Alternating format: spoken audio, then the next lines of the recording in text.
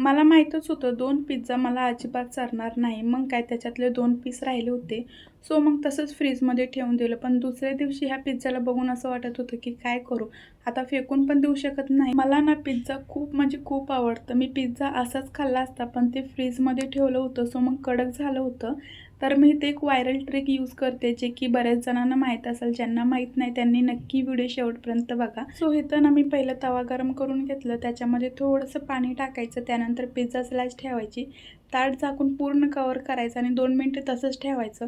त्यानंतर आपलं बघू शकता पिझ्झा एकदम रेडी झालं. एकदम गरमागरम आणि फ्रेश वाटत होतं आणि चीज पण पूर्णपणे मेल्ट झाली होती. पण तुमच्यापाशी नॉनस्टिक तवा असेल ना, तर तुम्ही ते यूज करा. मी लोखंड तवा यूज केला होता, सो मग त्यामुळे ना खाली पिझ्झा चिटकलं होतं. पण पिझ्झा एकदम फ्रेश वाटत होतं खाल्ल्यावरती. ही ट्रिक ना एकदा नक्की यूज करून बघा किंवा तुम्हाला माहीत होती का ही ट्रिक मला नक्की सांगा. चला बाय.